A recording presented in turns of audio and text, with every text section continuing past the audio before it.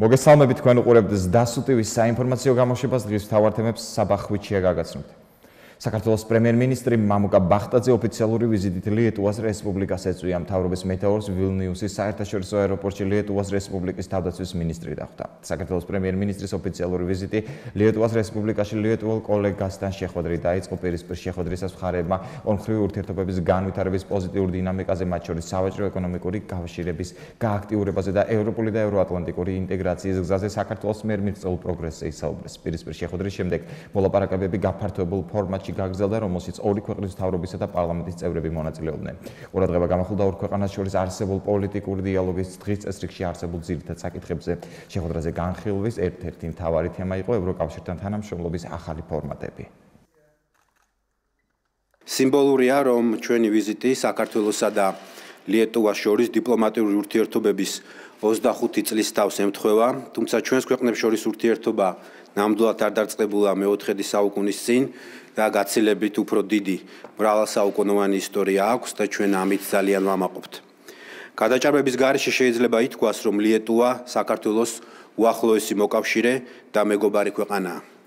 ჩვენს განსაკუთრებულ ურთიერთობებზე ის გადაწყვეტილებებიც მიუთითებს, რომლებიც გასულ წელს უმნიშვნელოვანეს თარიღებს საქართველოს პირველი დემოკრატიული რესპუბლიკის დაარსებისა და ლიეტუვის სახელმწიფოებრიობის აღდგენის 100 წლის თავს მიეწვნა. და ამიერიდან ჩვენს ენებში ჩვენი ქვეყნები მათი ავტენტური დასახელებით საქართველო და ლიეტუვა მოიხსენება. ჩვენ არაერთხელ გვითქვამს და დღეს კიდევ ერთხელ უნდა დავადასტურო, რომ ჩვენ დიდად ვაფასებთ იმ ერთგულებას, რომელსაც ლიეტუვა წლების განმავლობაში იჩენს საქართველოს მიმართ. ყოველწლიურად მტკიცდება და ღრმავდება თანამშრომლობა და პოლიტიკური დიალოგი ჩვენს ქვეყნებს შორის. სიამოვნებით მინდა აღვნიშნო, რომ ჩვენი თანამშრომლობის პოტენციალი ძალიან დიდია და შესაბამისად ჩვენ მუშაობთ ახალი მიმართულებების გამოსავლენად.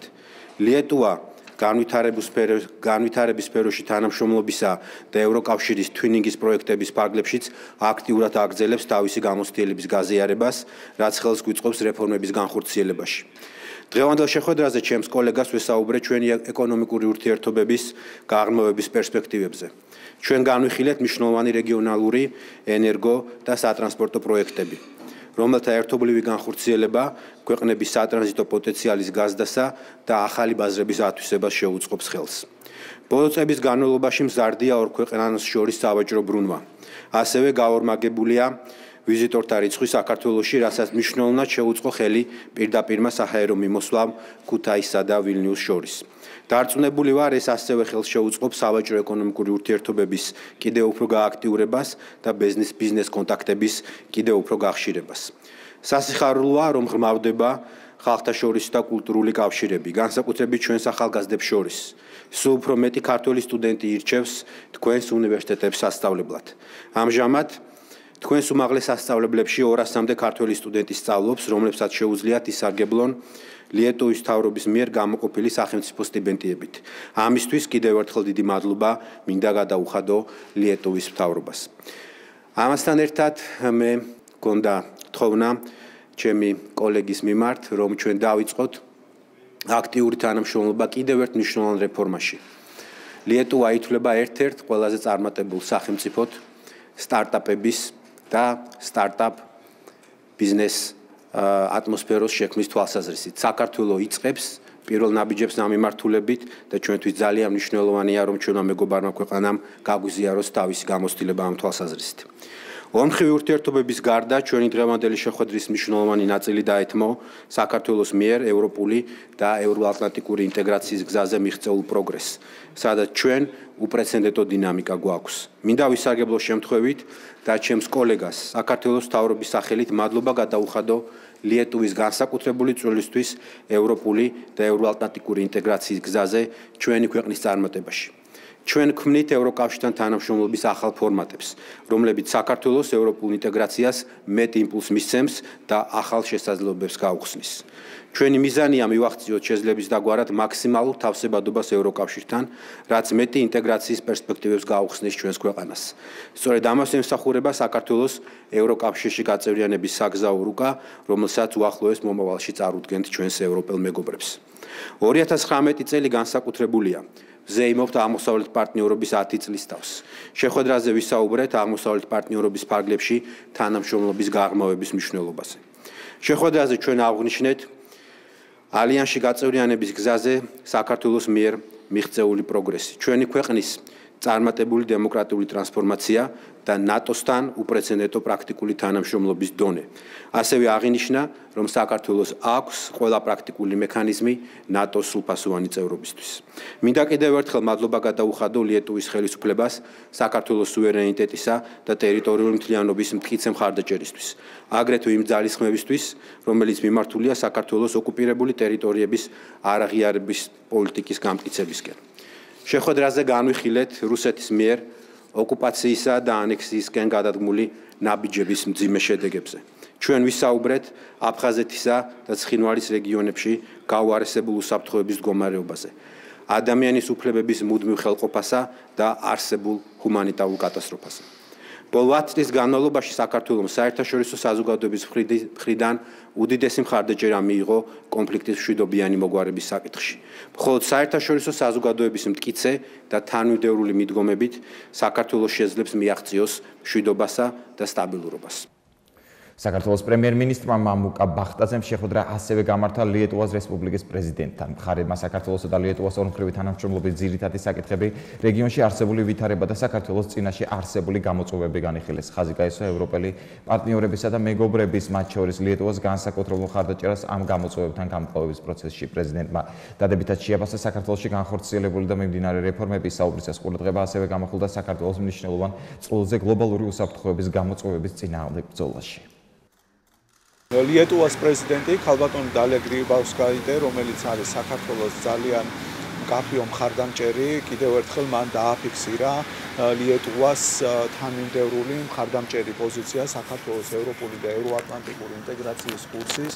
ჩვენ გვქონდა ძალიან შინაარსიანი საუბარი რეგიონში შექმნილი სიტუაციის შესახებ, იმ გეოპოლიტიკური სიტუაცია, რომელიც არის შექმნილი საქართველოს გარშემო, ის უსაფრთხოების გამოწვევები, რომელსაც ჩვენ მკლავდებით ჩვენი ევროპელი პარტნიორების მხარდაჭერით და მათ შორის ლიეტუვას მხარდაჭერით, მომავალშიც გაგრძელდება. ლიეტუვა მომავალშიც გააგრძელებს საქართველოს მხარდაჭერას, ევროპული კურსის მხარდაჭერას.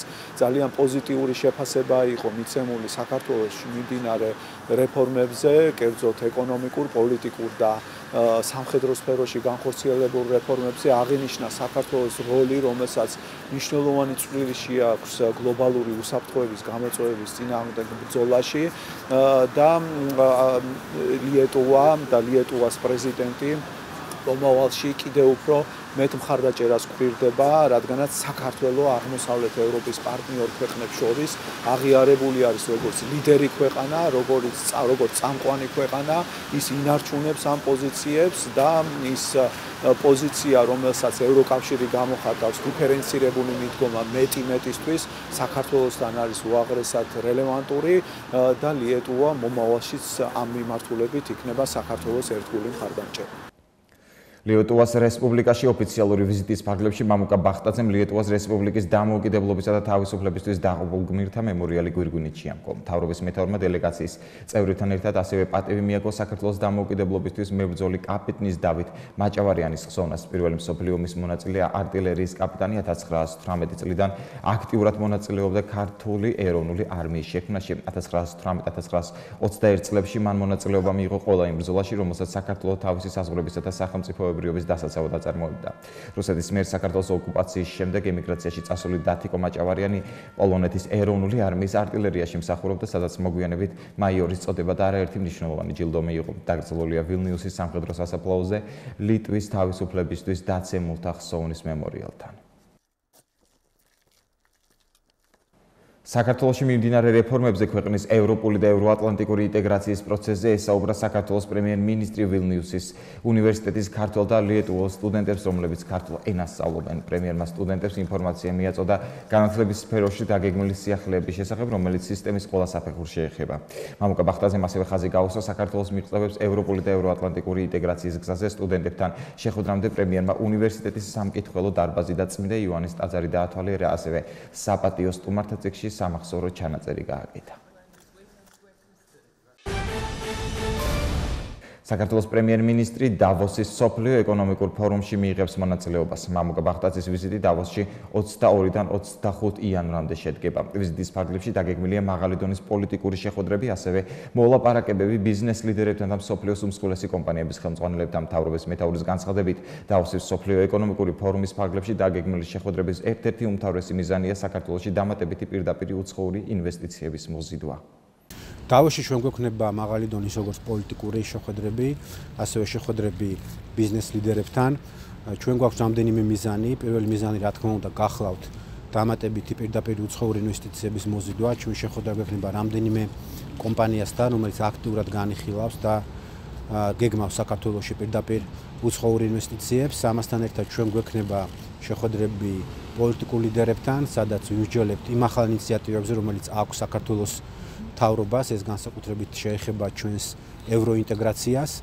ამასთან ერთად ჩვენ გვექნება შეხვედრები იმ კომპანიებთან, რომელიც საქართველოში განიხილავენ თავიანთი საერთაშორისო ოფისების გახსნის შესაძლებლობას. მოგეხსენებათ, რომ ჩვენ გვაქვს ინიციატივა, რომელიც ამოქმედება მიმდინარე წლის მეორე ნახევრიდან, რომლის მიხედვითაც ძალიან მნიშვნელოვან საგადასახადო შეღავათებს მიიღებენ ის საერთაშორისო კომპანიები, რომლებიც საქართველოში გახსნიან თავიანთ მთავარ ოფისებს და მოემსახურებიან რეგიონს. ვფიქრობ, რომ ვიზიტი იქნება ძალიან მნიშვნელოვანი, საინტერესო და მე ვიმედოვნებ, რომ ნაყოფიერი. საქართველოს პრეზიდენტი სალომე ზურაბიშვილი პირველი ოფიციალური ვიზიტით ბრიუსელს ეწვია. პრეზიდენტს ბელგიის დედაქალაქში სხვადასხვა მაღალი რანგის შეხვედრები აქვს დაგეგმილი. როგორც იცით, წინასაარჩევნოდ პრეზიდენტს არაერთხელ ქონდა გაცხადებული, რომ მისი პირველი ვიზიტი იქნება ბრიუსელში. ეს გულისხმობდა ყოველთვის ევროკავშირთან შეხვედრებს და ასევე ნატოსთან მოლაპარაკებებს. ეს არის პირველი ვიზიტი და მნიშვნელოვანი. მეტი ევროკავშირი გვჭირდება ჩვენ საქართველოში, მეტი ახსნა საქართველოს მოსახლეობისთვის, რას წარმოადგენს ევროკავშირი, განსაკუთრებით რეგიონებში. დაგეგმილ მაღალი რანგის შეხვედრამდე პრეზიდენტი ქართველ სტუდენტებს შეხვდა, სადაც სტუდენტები საქართველოს საგარეო ურთიერთობებთან დაკავშირებით საქართველოს პრეზიდენტის ხედვით დაინტერესდნენ და სალომე ზურაბიშვილს იმ პრობლემების შესახებ ესაუბრნენ, რომლებიც მათ ბელგიაში სწავლისა და ცხოვრებისას ექმნებათ.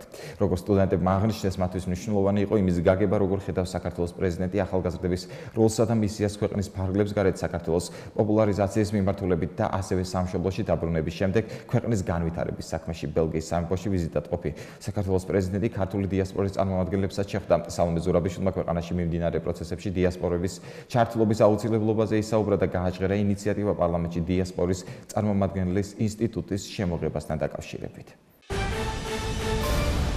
ლიბიაში გაუჩინარებული ქართველი მეზღვაური დავით რაზმაძე ნავმისადგომთან გარდაცვლილი იპოვეს. ამის შესახებ ინფორმაციას საქართველოს ეკონომიკის სამინისტროს საზღვაო ტრანსპორტის სააგენტოში ადასტურებენ. სააგენტოს დირექტორის თამარ იოსელიანის განცხადებით დასტურდება, რომ ნავმისადგომთან ნაპოვნი ცხედარი ქართულ მეზღვაურს ეკუთვნის. საზღვაო ტრანსპორტის სააგენტოს ინფორმაციით 2019 წლის 16 იანვარს მათთან შევიდა ინფორმაცია, რომ ლიბიაში მყოფ მარშალის დროშის ქვეშ მცურავ გემზე მუშაობისას ლიბიის ნავსადგურში დაიკარგა ქართველი მეზღვაური დავით რაზმაძე. ორი კვირა ოჯახს მასზე ინფორმაცია არ ჰქონდა. საქართველოს საგარეო უწყების წარმომადგენელმა ლიბიაში ქართველი მეზღვაურის გაუჩინებასთან დაკავშირებით საქართველოს შესაბამისი მისიების მიერ გატარებული ღონისძიებების შესახებ კომენტარი გააკეთა. როგორც მოგეხსენებათ, განაცხადი აღნიშნულ ფაქტზე საგარეო საქმეთა სამინისტროს საკონსულო დეპარტამენტში შემოვიდა 15 იანვარს. დაუყოვნებლივ დავიწყეთ შესაბამისი მოქმედებები და ინსტრუქციები მივეცით ჩვენ საელჩოს ეგვიპტეში და გენერალურ საკონსულოს სტამბულში. მოგეხსენებათ, ეგვიპტიდან ვფარავთ ლიბიას, ასევე იმის გათვალისწინებით, რომ გემი არის თურქული კომპანიის მფლობელობის ქვეშ, შესაბამისი დავალებები გავეცით ჩვენს მისიაზე სტამბულში. დღეისათვის გემის ადვოკატი, გემთმფლობელი კომპანიის ადვოკატი იმყოფება ლიბიაში და ცდილობს იქ დეტალების გარკვევას, გამოძიებას აწარმოებს ლიბიური მხარე. ცნობილია ის, რომ 7 იანვარს ჩვენი მეზღვაური, რომელიც მორიგეობდა გემბაზე, მეორე დღეს შემცვლელმა ის ვეღარ ნახა, ანუ ფაქტიურად მოხდა მისი გაუჩინარება და დღემდე რაიმე დეტალი აღნიშნული შესახებ ჩვენთვის უცნობია. ჩვენი საელჩო არის კონტაქტზე ზოგადად ლიბიურ მხარესთან, ანუ საელჩოს მეშვეობით კაიროში და აი დღის განმავლობაში ჩვენ ველოდებით დამატებით ინფორმაციას ყოველ წუთში შეიძლება რაღაც სიახლე მივიღოთ და ვერც ერთი ვერსიის გამორიცხვა ამ ეტაპზე ვერ მოხდება, სანამ გამოძიება უფრო დეტალურ ინფორმაციას არ მოგვაწვდის. სასტუმრო რუმს ჰოტელ თბილისში ფინანსთა სამინისტროს სახელმწიფო შიდა კონტროლის დეპარტამენტის ინიციატივითა და გერმანიის საერთაშორისო თანამშრომლობის საზოგადოების რეგიონული პროგრამის ხარდაჭერით გაიმართა სახელმწიფო შიდა ფინანსური კონტროლის შესახებ კანონის რეგულაციების გავლენის შეფასების საჯარო განხილვა. შეფასების მიზანს ფინანსური მართვისა და კონტროლის სისტემის დანერგვის პროცესის შეფასება და შესაბამისი რეკომენდაციების შემუშავება წარმოადგენდა. შეფასებისას ასევე განსაკუთრებული ყურადღება დაეთმო კანონის მოთხოვნების შესაბამის დადგენას გაეროს 2030 წლის მდგრადი განვითარების მიზნებთან და პრინციპებთან. ღონისძიებას დაესწრნენ საჯარო ფინანსების მართვის და საჯაროს მართლობის საკითხებზე მომუშავე არასამთავრობო ორგანიზაციები, დარგობრივი სამინისტროების, სახელმწიფო აუდიტის სამსახურის, აკადემიური და სამეცნიერო წრეების წარმომადგენლებიც. გვაქვს სახელმწიფო შიდა ფინანსური კონტროლის შესახებ საქართველოს კანონის რეტროსპექტული, ეგრეთ წოდებული ექს-პოსტ შეფასების ანგარიშის წარდგენა. უფრო კონკრეტულად აღნიშნული კანონის მეორე თავის დანერგვის შეფასება მოვახდინეთ. საერთოდ საჭიროება ამ შეფასების ამოვიდა იქიდან, რომ კანონის გარკვეული ნაწილი საკმაოდ წარმატებით ხორციელდება, მაგრამ გვაქვს ხარვეზები და ამ შეფასებამ ცხადყო, რომ რა მიმართულებები უნდა ვიმუშაოთ უფრო სიღრმისეულად და ვთქვათ რა კუთხით უნდა გადავდგათ მეტი ნაბიჯები ან დავგეგმოთ მეტი ღონისძიებები. ერთ-ერთი მნიშვნელოვანი რეკომენდაცია, რაც ამ შეფასების შედეგად დაიდო, ეს არის, რომ კანონის მეორე თავი, რომელიც ფინანსურ მართვასა და კონტროლს ეხება, ამ კუთხით გვაქვს უფრო მეტი სამუშაო, როგორც ცნობიერების ასამაღლებლად, ასევე მენეჯერებისთვის იმის გასაცნობიერებლად, რომ ეს კანონი არის მათი კანონი და ხშირად ამ კანონს შიდა აუდიტის კანონს ეძახიან, არა და ძალიან მნიშვნელოვანი ნაწილი აქვს, რომელიც ყველა იერარქიულ საფეხურზე მდგომ მენეჯერს ეხება. 2 წლის განმავლობაში ჯამში მხარი დაუჭირეთ 11 რიას განხორციელებას. აქედან ერთ-ერთი არის ფინანსური კონტროლის შესახებ საქართველოს კანონზე განხორციელებული რეტროსპექტული შეფასება, რაც ნიშნავს იმას, რომ ამ შემთხვევაში ჩვენ შევაფასეთ უკვე ამოქმედებული კანონის შერჩეული საკითხების ამ შემთხვევაში მეორე თავის აღსრულების პროცესი. ძალიან მნიშვნელოვანია ასევე, როდესაც პრობლემაზე ვსაუბრობთ, ანუ ყოველთვის რია ნიშნავს, რომ რაღაცა პრობლემაა და ის უნდა გადავჭრათ, ხო? ამის ესე ვთქვათ დანახვა ფართო ჭრილში, ამიტომაც პრობლემის დანახვა ხდება როგორც ეკონომიკური, ასევე გარემოს დაცვი და ასევე სოციალური გარემოებების გათვალისწინებით, როდესაც პრობლემას უყურებთ გლობალურად და საშუალება გვეძლევა, რომ უფრო მყარი, უფრო კარგად, ესე ვთქვათ, მოქმედი რეგულაცია მივიღოთ.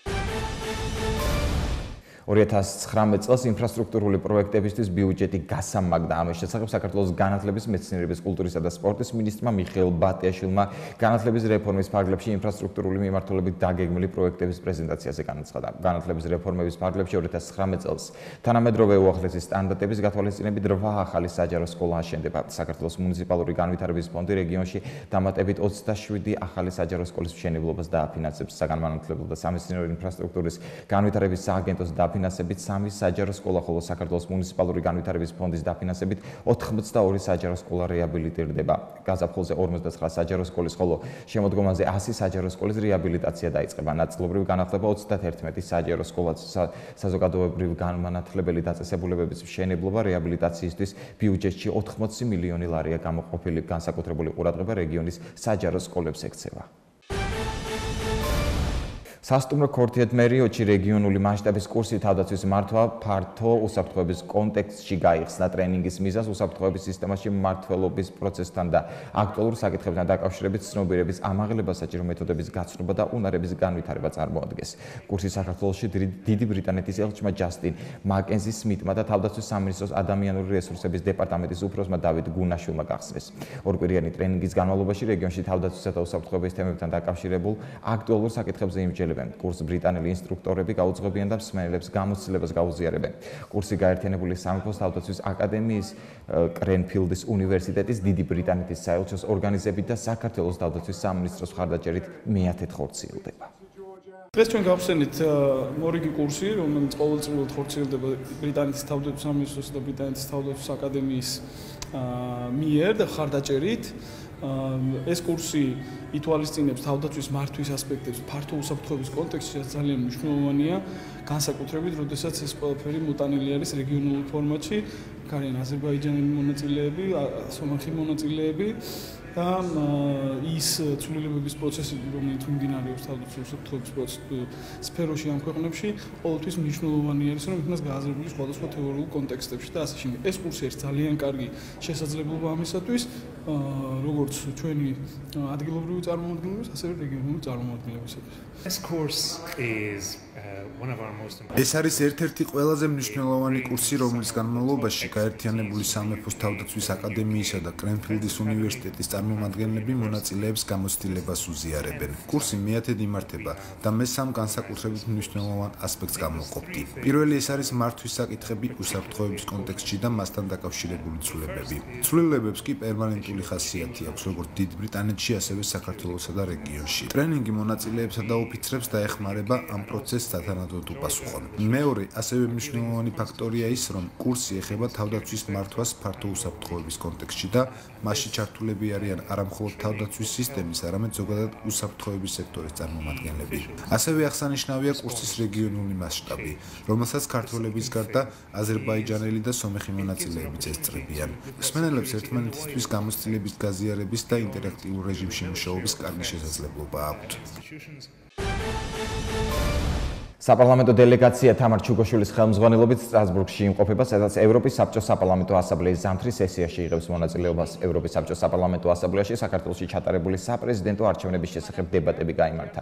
საპარლამენტო ასამბლეაზე სიტყვით თამარ ჩუგოშვილი გამოვიდა. თამარ ჩუგოშვილმა სიტყვით გამოსვლისას ასამბლეის წევრებს საარჩევნო პროცესზე დაკვირვებისა და გაცემული რეკომენდაციებისთვის მადლობა გადაუხადა. თამარ ჩუგოშვილმა ხაზგასმით აღნიშნა, რომ წარმოდგენილ რეკომენდაციებს ქართული მხარე ყურადღებით ეცნობა და ითვალისწინებს. პარლამენტის თავმჯდომარის პირველმა მოადგილემ საქართველოში ჩატარებული საპრეზიდენტო არჩევნებისა და საარჩევნო კამპანიის შესახებ ისაუბრა. მან კიდევ ერთხელ აღნიშნა, რომ ჩატარებული არჩევნები იყო გამორჩეული, რადგან საქართველოს პირველი ქალი პრეზიდენტი აირჩია, რაც უპრეცედენტოა არა მხოლოდ ჩვენს ქვეყანაში, არამედ მთელ რეგიონში. თამარ ჩუგოშვილის განცხადებით, საარჩევნო კამპანია სავსე იყო პრეზიდენტობის ქალი კანდიდატის მიმართ სიძულვილი და შეურაცხყოფის ყველაზე ცუდი ფორმები ქალი კანდიდატის მიმართ ევროპის სახალხო პარტიის პარტნიორმა პარტიამ გამოიყენა. თამარ ჩუგოშვილმა კიდევ ერთხელ მოუწოდა ევროპის სახალხო პარტიის წევრებს დადგმონ საქართველოს ახალდარჩეული პრეზიდენტის წინააღმდეგ წარმოებული სიძულვილით აღსავსე კამპანია. ასამბლეის წევრებმა საქართველოს პირველი ქალი პრეზიდენტის არჩევა მიულოცეს და რეფორმების განხორციელების პროცესში მხარდაჭერა აღუთქვეს.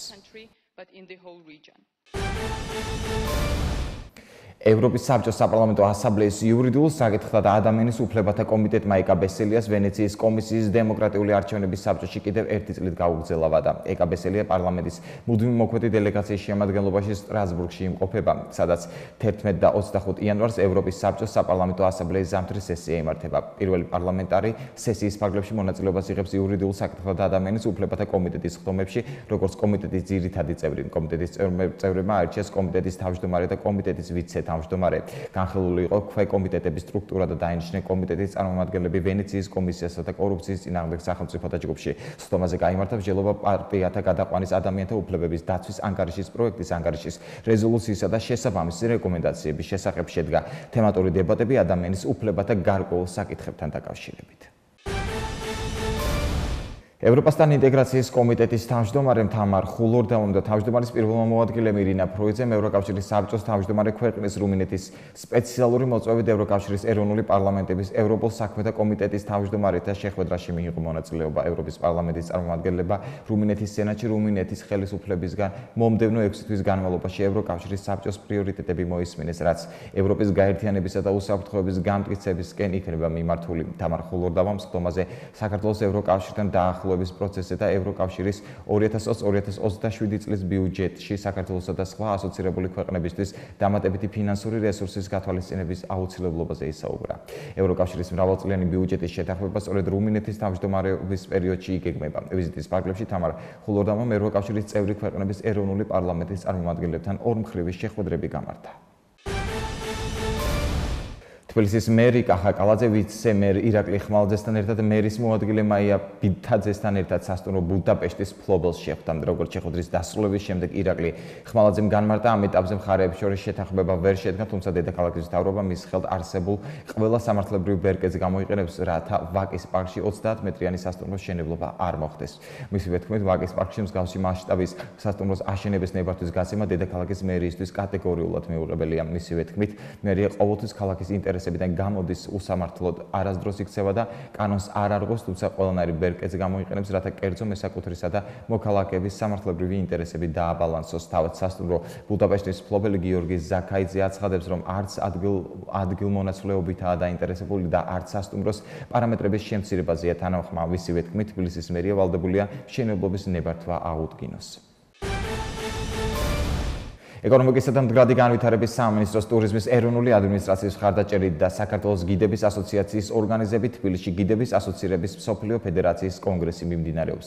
მე-18 საერთაშორისო კონგრესი 5 დღე გაგრძელდება. ღონისძიების ფარგლებში საქართველოში მსოფლიოს 70-მდე ქვეყნიდან 300 ტურისტული გიდი და ტურიზმის ბიზნესის წარმომადგენელია ჩასული. გიდების ასოციაციების მსოფლიო ფედერაცია ავტორიტეტული ორგანიზაცია, რომელიც ტურისტული გიდების საერთაშორისო სტანდარტებს განსაზღვრავს. გიდების ასოციაციის მსოფლიო ფედერაცია საერთაშორისო კონგრესს 2 წელიწადში ერთხელ მართავს. ღონისძიების ფარგლებში კონგრესის მონაწილეები 2 კვირის განმავლობაში საქართველოს რეგიონებს ეწვევიან და ქართულ კულტურასა და ტრადიციებს გაეცნობიან. ტურიზმის ეროვნული ადმინისტრაციის მხარდაჭერით დღეს მასპინძლობ ძალიან მნიშვნელოვან ღონისძიებას გიდების ასოციაციების მსოფლიო ფედერაციის მე-18 კონგრესს, რაც ხელს შეუწყობს ქვეყანაში გიდის პროფესიის პოპულარიზაციას, ბიზნეს ტურიზმის წახალისებას.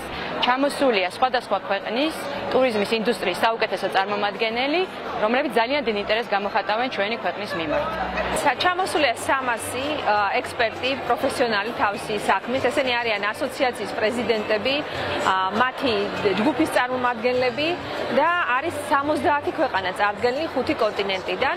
ეს ძალიან მნიშვნელოვანია, ვინაიდან აი ამ დონის, აი ამ რაოდენობის პროფესიონალები თავისი საქმის საქართველოში ჯერ არ ყოფილან. მე ვფიქრობ, ეს არ იქნება პირველი, ისინი ხშირად გვეწვევიან. თბილისში ვარკეთილის დასახლებაში ბუნებრივი აირით ინტოქსიკაციის შედეგად 2 მამაკაცი გარდაიცვალა. აღნიშნულ დასახლებას ბუნებრივი აირით შეპესე ვარკეთილაირი ამაგრებს. როგორც ინტერპრეს ნიუსში შინაგან საქმეთა სამინისტროში განაცხადეს, მომხდართან დაკავშირებით გამოძიება სისხლის სამართლის კოდექსის 240 პრიმა მუხლის მეორე ნაწილით მიმდინარეობს, რაც ელექტრო და თბოენერგიის, გაზის, ნავთობის ან ნავთობპროდუქტების ობიექტზე უსაფრთხოების წესის დარღვევას გულისხმობს, რამაც ადამიანის სიცოცხლის მოსპობა ან სხვა მძიმე შედეგი გამოიწვია. ახლა კი გაგაცნობთ უცხოეთის სიახლეებს. ქერჩის სრუტეში ორგემს ცეცხლი წაიკიდა. ხანძრის გაჩენა ბორტიდან ბორტზე საწვავის გადაცემას უკავშირდება. არსებული ინფორმაციით ორივე გემი ტანზანიის დროშით არის. ერთზე 15, მეორეზე კი 17 ადამიანი იმყოფებოდა. ყველა მათგანი ინდოეთისა და თურქეთის მოქალაქეები არიან. ხანძრის შედეგად 14 ადამიანი დაიღუპა, 6 ადამიანის ბედი უცნობია, 12 ადამიანი კი გადარჩენილია.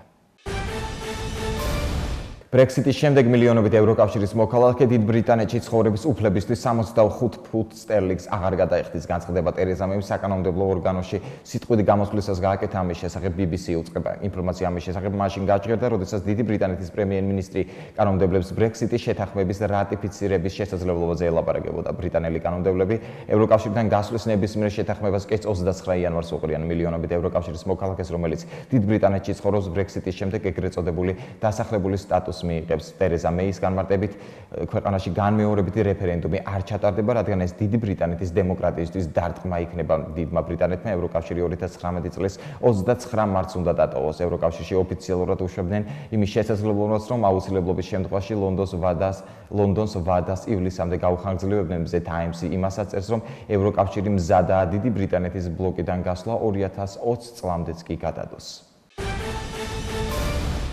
ბარსელონაში ტაქსის მძღოლების აქცია პოლიციასთან შეტაკებაში გადაიზარდა. ამის შესახებ ევრონიუსი უწყება. მძღოლები რეგიონული პარლამენტის შენობაში შეღწევას შეეცადნენ, რაშიც მათ ხელი სამართალდამცველებმა შეუშალეს. საპროტესტო აქციები უკვე რამდენიმე დღეა იმართება. ისინი ტაქსის ონლაინ სერვისების მუშაობის მკაცრად რეგულირებას მოითხოვენ. სულ ეს იყო ჩემს ხელთ არსებული ინფორმაცია. ახლა კი ეთერში ამინდის პროგნოზის დროა. მე კი დროებით გემშვიდობებით. ნახვამდის.